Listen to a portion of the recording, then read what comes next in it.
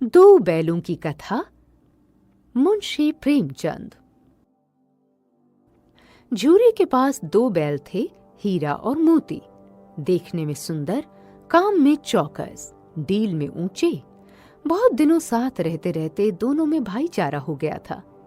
जिस वक्त ये दोनों बैल हल या गाड़ी में जोत दिए जाते, उस समय हर एक की चेष्टा होती कि ज्यादा से ज्यादा बोझ मेरी ही गर्दन पर रहे। नांद में खली भूसा पड़ जाने के बाद दोनों साथ उठते, साथ नांद में मुंह डालते। एक मुंह हटा लेता तो दूसरा भी हटा लेता था। संयोग की बात, झूरी ने एक बार गोई को ससुराल भेज दिया। बैलों को क्या मालूम वे कहाँ भेजे जा रहे हैं। समझे, मालिक ने हमें बेच दिया। झूरी के साले गया को घर तक गोई ले जाने में दांतों पसीना आ गया। पीछे से हाँकता तो दोनों दाएं बाएं भागते। पगैया पकड़कर आगे से खींचता तो दोनों पीछे की ओर जोर लगाते। हमने तो तुम्हारी सेवा करने में कोई कसर नहीं उठा रखी। हमने कभी दाने चारे की शिकायत नहीं की। तुमने जो कुछ खिलाया वो सिर झुकाकर खा लिया। फिर तुमने हमें इस जालिम के हाथ क्यों बेच दिया। संध्या समय दोनों बैल अपने नए स्थान पर पहुंचे। दिन भर के भूखे थे, लेकिन जब नांद में लगाए गए तो एक ने भी उसमें मुंह नहीं डाला। दिल भारी हो रहा था। जिसे उन्होंने अपना घर समझ रखा था, वो आज उनसे छूट गया। यह नया घर, नया गांव, नए आदमी उन्हें बेगाने से लगते थे। दोनों ने अपनी मूक भाषा में सलाह की और लेट गए।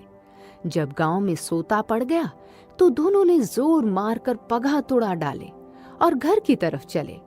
झूरी प्रातः काल सोकर उठा तो देखा कि दोनों बैल चरनी पर खड़े हैं और दोनों की आंखों में विद्रोहमय स्नेह झलक रहा है। झूरी बैलों को देखकर स्नेह से गदगद हो गया। दौड़कर उन्हें गले लगा लिया।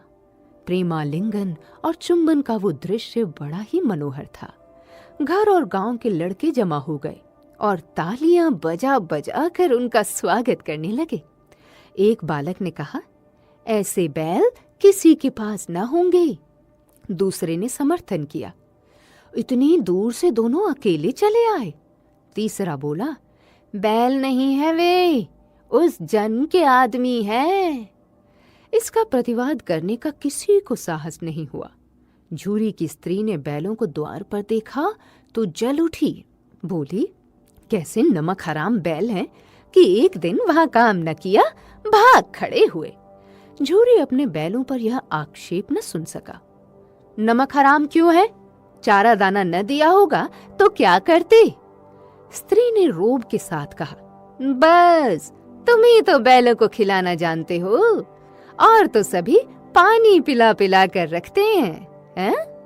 झूरी ने चिढ़ाया, चारा मिलता तो क्यों भागते?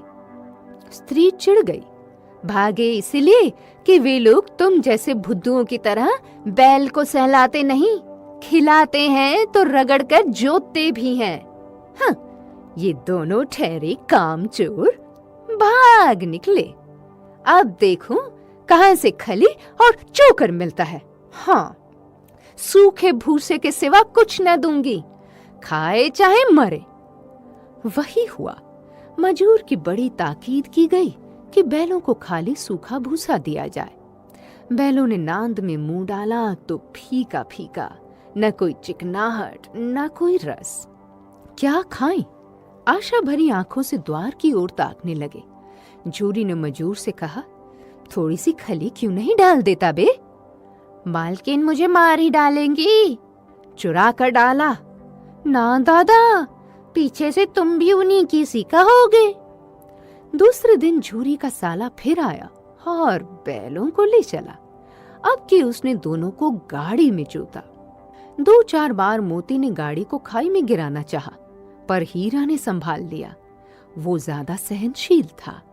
संध्या समय घर पहुंचकर उसने दोनों को मोटी रस्सियों से बांधा और कल की शरारत का मजा चखाया। फिर वही सूखा भूसा डाल दिया। दोनों बैलों का ऐसा अपमान कभी न हुआ था। आहत सम्मान की व्यथा तो थी ही, उस पर मिला सूखा भूसा। नांद की तरफ आंखें तक न उठाई। दूसरे दिन गया ने बैलों को हल में जोता, पर इन दोनों ने जैसे पांव न उठाने की कसम खा ली थी। वो मारते मारते थक गया, पर दोनों ने पांव न उठाया। एक बार जब उस निर्दयी ने हीरा की नाक पर खूब डंडे जमाए, तो मोती का गुस्सा काबू से बाहर हो गया। हल लेकर भागा। गले में बड़ी बड़ी रस्सियां न होती तो दोनों पकड़ाई में न आते। भागना व्यर्थ है, तुम्हारी तो इसने जान ही ले ली थी, अब की बड़ी मार पड़ेगी। पढ़ने दो। हाँ, बैल का जन्म लिया है तो मार से कहां तक बचेंगे। गया 2 आदमियों के साथ दौड़ा आ रहा है, दोनों के हाथों में लाठियां हैं। मोती बोला, कहो तो दिखा दूं मजा मैं भी। लाठी लेकर आ रहा है। हीरा ने समझाया, नहीं भाई, खड़े हो जाओ। मुझे मारेगा तो मैं 1-2 को गिरा दूंगा। नहीं, हमारी जाति का यह धर्म नहीं है। मोती दिल में ऐंठ कर रह गया। गया आ पहुंचा और दोनों को पकड़ कर ले चला। आज दोनों के सामने फिर वही सूखा भूसा लाया गया। दोनों चुपचाप खड़े रहे। घर में लोग भोजन करने लगे। उस वक्त छोटी सी लड़की 2 रोटियां लिए निकली और दोनों के मुंह में देकर चली गई। उस एक रोटी से इनकी भूख तो क्या शांत होती, पर दोनों के हृदय को मानो भोजन मिल गया। यहाँ भी किसी सज्जन का वास है। लड़की भैरों की थी। उसकी माँ मर चुकी थी। सौतेली माँ उसे मारती रहती थी, इसलिए इन बैलों से एक प्रकार की आत्मीयता हो गई थी। दोनों दिन भर जाते, डंडे खाते, अड़ते, शाम को थान पर बांध दिए जाते और रात को वही बालिका उन्हें 2 रोटियां खिलाई जाती। प्रेम के इस प्रसाद की ये बरकत थी कि 2-2 गाल सूखा भूसा खाकर भी दोनों दुर्बल न होते थे, मगर दोनों की आंखों में रोम रोम में विद्रोह भरा हुआ था। एक दिन मोती ने मूक भाषा में कहा, अब तो नहीं सहा जाता हीरा, क्या करना चाहते हो? एक आध को सींगों पर उठाकर फेंक दूंगा। लेकिन जानते हो, वो प्यारी लड़की जो हमें रोटियां खिलाती है, उसी की लड़की है जो इस घर का मालिक है। यह बेचारी अनाथ हो जाएगी। तो मालकिन को फेंक दूं? वही तो इस लड़की को मारती है। लेकिन औरत जात पर सींग चलाना मना है, ये भूल जाते हो। तुम तो किसी तरह निकलने ही नहीं देते। हाँ, बताओ, तुड़ाकर भाग चले? हाँ, यह मैं स्वीकार करता, लेकिन इतनी मोटी रस्सी टूटेगी कैसे? इसका एक उपाय है। पहले रस्सी को थोड़ा चबा लो, फिर एक झटके में जाती है। रात को जब बालिका रोटियां खिलाकर चली गई तो दोनों रस्सियां चबाने लगे, पर मोटी रस्सी मुंह में न आती थी। बेचारे बार बार जोर लगाकर रह जाते थे। सहसा घर का द्वार खुला और वह लड़की निकली। दोनों सिर झुकाकर उसका हाथ चाटने लगे। दोनों की पूंछें खड़ी हो गईं। उसने उनके माथे सहलाए और बोली, खोल देती हूँ, चुपके से भाग जाओ, नहीं तो ये लोग मार डालेंगे। आज घर में सलाह हो रही है कि इनकी नाकों में नथ डाल दी जाए। उसने गराम खोल दिया, पर दोनों चुप खड़े रहे। अब चलते क्यों नहीं? चले तो, लेकिन कल इस अनाथ पर आफत आएगी, सब इसी पर संदेह करेंगे। सहसा बालिका चिल्लाई, दोनों फूफा वाले बैल भागे जा रहे हैं। ओ दादा, दादा, दोनों बैल भागे जा रहे हैं, जल्दी दौड़ो। गया हड़बड़ाकर भीतर से निकला और बैलों को पकड़ने चला। वे दोनों भागे। गया ने पीछा किया, फिर गांव के कुछ आदमियों को भी साथ लेने के लिए लौटा। दोनों मित्रों को भागने का मौका मिल गया। सीधे दौड़ते चले गए, यहाँ तक कि मार्ग का ज्ञान न रहा। जिस परिचित मार्ग से आए थे उसका यहाँ पता न था। नए नए गांव मिलने लगे। तब दोनों एक खेत के किनारे खड़े होकर सोचने लगे, अब क्या करना चाहिए। हीरा ने कहा, मुझे मालूम होता है राह भूल गए। तुम भी बेतहाशा भागे। हाँ, वही उसे मार गिराना था। उसे मार गिराते तो दुनिया क्या कहती? वो अपने धर्म छोड़ दे, लेकिन हम अपना धर्म क्यों छोड़ें? दोनों भूख से व्याकुल हो रहे थे। खेत में मटर खड़ी थी, चढ़ने लगे। रह रह कर आहट लेते रहे थे। कोई आता तो नहीं है। अरे यह क्या? कोई सांड डौंकता चला आ रहा है। हाँ, सांड ही है। वो सामने आ पहुंचा। दोनों मित्र बगले झांक रहे थे। सांड पूरा हाथी था। उससे भिड़ना जान से हाथ धोना है, लेकिन ना भिड़ने पर भी जान बचती नजर नहीं आती। इन्हीं की तरफ आ भी रहा है।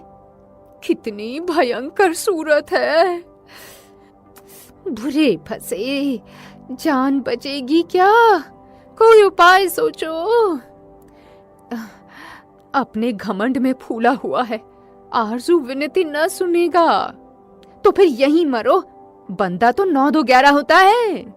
और जो दौड़ाए तो फिर कोई उपाय सोचो जल्द। उपाय यह है कि उस पर दोनों जने एक साथ चोट करें। मैं आगे से रगेता हूं, तुम पीछे से रगे दो। दोहरी मार पड़ेगी तो भाग खड़ा होगा। दोनों मित्र जान हथेली पर लेकर लपके। सांड को भी संगठित शत्रुओं से लड़ने का तजुर्बा न था। वह तो एक शत्रु से मल्ल युद्ध करने का आदी था। जो ही हीरा पर झपटा, मोती ने पीछे से दौड़ाया। सांड उसकी तरफ मुड़ा तो हीरा ने रगेदा। सांड चाहता था कि एक एक करके दोनों को गिरा ले, पर ये दोनों भी उस्ताद थे। उसे वो अवसर न देते थे। एक बार सांड झल्ला कर हीरा का अंत कर देने के लिए चला कि मोती ने बगल से आकर उसके पेट में सींग भोंक दिया। सांड क्रोध में आकर पीछे फिरा तो हीरा ने दूसरे पहलू में सींग चुभो दिया। आखिर बेचारा जख्मी होकर भागा और दोनों मित्रों ने दूर तक उसका पीछा किया, यहाँ तक कि सांड बेदम होकर गिर पड़ा।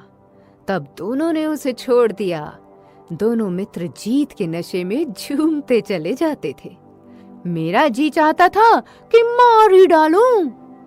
गिरे हुए बैरी पर सींग नहीं चलाना चाहिए। यह सब ढोंग है। बैरी को ऐसा मारना चाहिए कि फिर ना उठे। अब घर कैसे पहुंचोगे वो सोचो। पहले कुछ खा ले तो सोचें। सामने मटर का खेत था ही, मोती उसमें घुस गया। अभी 2 ही 4 ग्रास खाए थे कि आदमी लाठियां लिए दौड़ पड़े और दोनों मित्रों को घेर लिया। हीरा तो मेड़ पर था, निकल गया। मोती सिंचे हुए खेत में था।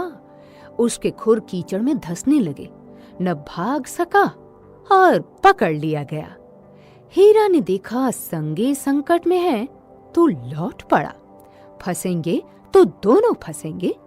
रखवालों ने उसे भी पकड़ लिया। प्रातःकाल दोनों मित्र कांजी हाउस में बंद कर लिए गए। सारा दिन बीत गया और खाने को एक तिनका भी न मिला।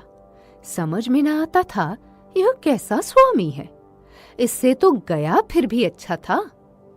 यहाँ कई भैंसें थी, कई बकरियां, कई घोड़े, कई गधे, पर किसी के सामने चारा न था। सब जमीन पर मुर्दों की तरह पड़े थे। सारा दिन मित्र फाटक की ओर टकटकी लगाए रहते, पर कोई चारा न लेकर आता दिखाई दिया। तब दोनों ने दीवार की नमकीन मिट्टी चाटनी शुरू की, पर इससे क्या तृप्ति होती। रात को भी जब कुछ भोजन न मिला तो हीरा के दिल में विद्रोह की ज्वाला दहक उठी। मोती से बोला, अब नहीं रहा जाता मोती। मुझे तो मालूम होता है कि प्राण निकल रहे हैं। आओ दीवार तोड़ डाले। मुझसे तो अब कुछ नहीं होगा। बस इसी बूथ पर अकड़ते थे, सारी अकड़ निकल गई। बाड़े की दीवार कच्ची थी। हीरा मजबूत तो था ही, अपने नुकीले सींग दीवार में गड़ा दिए और जोर मारा तो मिट्टी का एक चिप्पड़ निकल आया और हर चोट में थोड़ी थोड़ी मिट्टी गिराने लगा। उसी समय कांजी हौस का चौकीदार लालटेन लेकर जानवरों की हाजिरी लेने आ निकला। हीरा का उद्दंडपन देखकर उसे कई डंडे रसीद किए और मोटी सी रस्सी से बांध दिया। मोती ने पड़े पड़े कहा, आखिर मार खाई, क्या मिला? अपने बूते भर जोर तो मार दिया। ऐसा जोर मारना किस काम का कि और बंधन में पड़ गए? जोर तो मारता ही जाऊंगा, चाहे कितने ही बंधन पड़ते जाएं। जान से हाथ धोना पड़ेगा, कुछ परवाह नहीं, यूं भी तो मरना ही है। सोचो, दीवार खुद जाती तो कितनी जानें बच जाती। 2-4 दिन यही हाल रहा तो मर जाएंगे। हाँ, ये बात तो है। अच्छा, तो ला, फिर मैं भी जोर लगाता हूं। मोती ने भी दीवार में सींग मारा। थोड़ी सी मिट्टी गिरी। आखिर कोई 2 घंटे की जोर आजमाई के बाद दीवार ऊपर से लगभग 1 हाथ गिर गई। उसने दूनी शक्ति से दूसरा धक्का मारा तो आधी दीवार गिर पड़ी। दीवार का गिरना था कि अधमरे से पड़े हुए सभी जानवर चेत उठे। तीनों घोड़ियां सरपट भाग निकली, फिर बकरियां निकली, इसके बाद भैंस भी खसक गई, पर गधे अभी तक ज्यों के त्यों खड़े थे। तुम दोनों क्यों नहीं भाग जाते? एक गधे ने कहा। जो कहीं फिर पकड़ लिए जाए तो क्या हर्ज है, अभी तो भागने का अवसर है। हमें तो डर लगता है, हम यहीं पड़े रहेंगे। दोनों गधे अभी तक खड़े सोच रहे थे कि भागे या न भागे, और मोती अपने मित्र की रस्सी तोड़ने में लगा हुआ था। जब वो हार गया तो हीरा ने कहा, तुम जाओ, मुझे यहीं पड़ा रहने दो, शायद कहीं भेंट हो जाए। मोती ने आंखों में आंसू लाकर कहा, तुम मुझे इतना स्वार्थी समझते हो? हीरा, हम और तुम इतने दिनों एक साथ रहे हैं, आज तुम विपत्ति में पड़ गए हो तो मैं तुम्हें छोड़कर अलग हो जाऊं? बहुत मार पड़ेगी, लोग समझ जाएंगे ये तुम्हारी शरारत है। हाँ, जिस अपराध के लिए तुम्हारे गले में बंधना पड़ा, उसके लिए अगर मुझे मार पड़े तो क्या चिंता। ये कहते हुए मोती ने दोनों गधों को सींगों से मार मार कर बाड़े से बाहर निकाला और तब अपने बंधु के पास आकर सो रहा। भोर होते ही मुंशी और चौकीदार तथा अन्य कर्मचारियों में कैसी खलबली मची। हाँ, बस इतना ही काफी है कि मोती की खूब मरम्मत हुई और उसे भी मोटी रस्सी से बांध दिया गया। 1 सप्ताह तक दोनों मित्र वहां बंधे पड़े रहे। किसी ने चारे का एक तृण भी न डाला। हाँ, एक बार पानी दिखा दिया जाता था, यही उनका आधार था। दोनों इतने दुर्बल हो गए थे कि उठा तक नहीं जाता था। एक दिन बाड़े के सामने डुग्गी बजने लगी और दोपहर होते होते वहां 50-60 आदमी जमा हो गए। तब दोनों मित्र निकाले गए और लोग आकर उनकी सूरत देखते और मन फीका करके चले जाते। ऐसे मृतक बैलों का कौन खरीदार होता? सहसा एक दड़ियल आदमी, जिसकी आंखें लाल थी और मुद्रा अत्यंत कठोर, आया और दोनों मित्रों के कूल्हों में उंगली खोदकर मुंशी जी से बातें करने लगा। वो कौन है और क्या टटोल रहा है, इस विषय में उन्हें कोई संदेह न हुआ। दोनों ने एक दूसरे को भीत नेत्रों से देखा और सिर झुका लिया। हीरा ने कहा, गया के घर से नाहक भागे, अब तो जान न बचेगी। मोती ने कहा, कहते हैं भगवान सबके ऊपर दया करते हैं, उन्हें हमारे ऊपर दया क्यों नहीं आती? भगवान के लिए हमारा जीना मरना दोनों बराबर हैं। चलो, अच्छा ही है, कुछ दिन उसके पास तो रहेंगे। एक बार उस भगवान ने उस लड़की के रूप में हमें बचाया था, क्या अब ना बचाएंगे? यह आदमी छुरी चलाएगा, देख लेना। तो क्या चिंता है, मांस, खाल, सींग, हड्डी सब किसी के काम आ जाएगा। नीलाम हो जाने के बाद दोनों मित्र उस दड़ियल के साथ चले।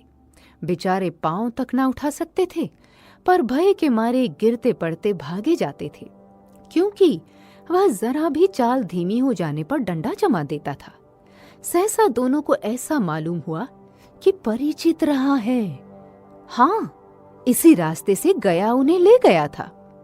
वही खेत, वही बाग, वही गांव मिलने लगे। प्रति क्षण उनकी चाल तेज होने लगी।